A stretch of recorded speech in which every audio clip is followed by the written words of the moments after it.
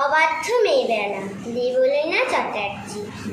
মেয়েদেরও তো জেদ ভালো নয়, কিসের দেমা কত। মেয়েরা একটু শান্তই ভালো, লক্ষ্মী দেবীর মতো।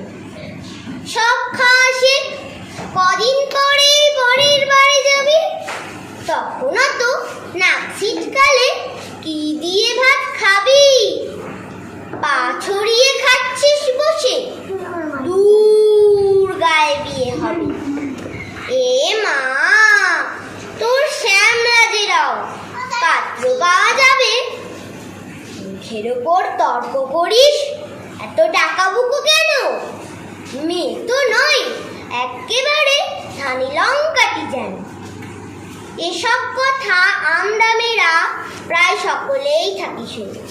কেউ কম শুনি, কেউ বা বেশি, কেউ কয়েকটা হাতে গুনি। এসব শুনেই কত মেয়েদের ছোট হয় ছোটবেলা। মেয়েবেলা বলে কিছুই থাকে না, সবটা পুতুল খেলা। কেন গো সমাজ, কিসের জন্য এত এক চোখে দেখো? নারীরও সরল ছেলেবেলা থাকে, সেসব হিসেব রাখো। কেন গো মেয়েরা ডান পিঠে হলে দৌড়ে দিয়ে রাখো তালা? তোমরা জানো না দেবী নারায়ণী লক্ষ্মীও চঞ্চলা? তোমরাই বলো মা কালিকা নাকি আংশে পরিতৃপ্তা? আমি তবে কেন সব খাওয়া শিখি, ডাল ভাত থেকে শুক্তা?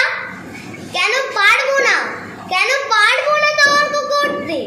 যদি সত্যি সঠিক জানি, তর্কশাস্ত্রে সরস্বতী স্বয়ং বিজয়িনী। টাকা বুকো যদি না হতো দুর্গা, অসুর নিধন হতো। সাধারণ মেয়ে সাহসী হলে ধানি লঙ্কার মতো। অনেক হয়েছে, ছাড়বো সমাজ এক চোখামিটা ছাড়ো। শিশুদের মাঝে লিঙ্গ না বেছে ওদের শিশুই বিচার করো। সময় এসেছে, সময় এসেছে, মেয়েদের পায়ের বেরি করে দাও খোলা। এরপর থেকে নারীদেরও থাক অবাধ্য মেয়েবেলা। এরপর থেকে আমাদেরও থাক অবাধ্য মেয়েবেলা। নমস্কার।